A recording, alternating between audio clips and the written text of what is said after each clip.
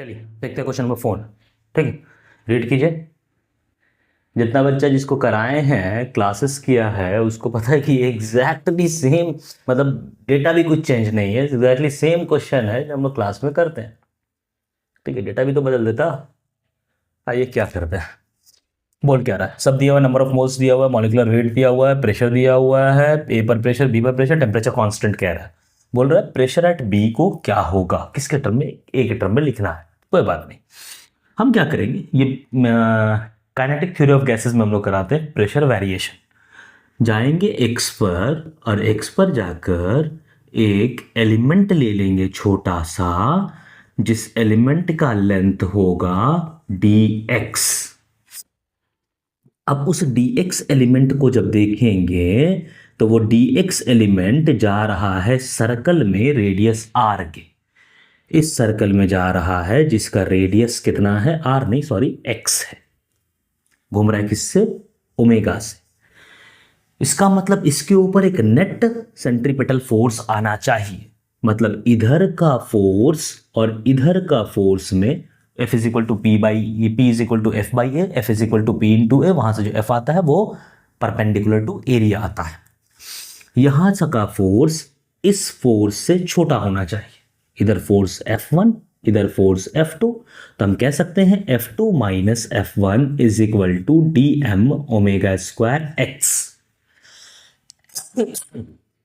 अगर F1 पर हम फोर्स लिखे प्रेशर इंटू एरिया, और F2 पर फोर्स लिखे तो हम लिखेंगे P plus D P into area.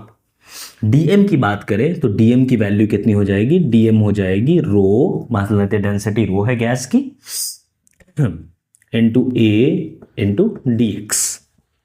Put कर देते हैं F2 minus F1 P A plus D P A minus P A, क्योंकि dx में चेंज कितना होगा, प्रेशर का dp होगा, तो यहाँ p तो वहां p plus D P is equal to D M कितना हो गया, rho A D X into omega square X. P A cut गया, हड़बड़ाएंगे नहीं, कोई टेंशन नहीं। एक और स्टेप हम लिख दें, वैसे लिखते नहीं हम लेकिन लिख दे रहे हैं, rho A omega square X D X, A cut गया। ठीक है, तो डी पी आ गया, change in pressure, rho omega square X D X. Density तो दिया हुआ नहीं, लेकिन आइडियल गैस है। अगर आइडियल गैस है तो हम क्या लिख सकते हैं, D is equal to P M not by R T. M not constant है, मॉलिक्यूलर वेट, आर क्या है, वो कांस्टेंट है, गैस कांस्टेंट, टी क्या है, टेम्परेचर जो कांस्टेंट है, सिर्फ पी वेरिएबल है। तो अगर हम इसको अच्छे से लिखें तो हम क्या लिख सकते हैं, D P is equal to P M not by R D omega square X D X. P को इधर भेज देते हैं, D P by P is equal to M not omega square by R D X D X. अब बताइए, यहां से start किए, मतलब जब ए पर थे तो एक्स क्या था, 0। जब ए पर थे तो एक्स क्या था, 0। स्टार्ट तो हुआ था वहां से, वहां पर प्रेशर क्या था, प्रेशर टे पी ए। जब यहां से यहां गए बी पर गए तो एक्स हो गया एल, प्रेशर क्या हो गया बी पर पी बी। इंटीग्रेट करेंगे L N P B by P A, इसे तो इंटीग्रेशन मालूम होगा, एल एन पी और upper limit minus L N A minus L N B, L N A by B is equal to M not omega square L square by 2RT।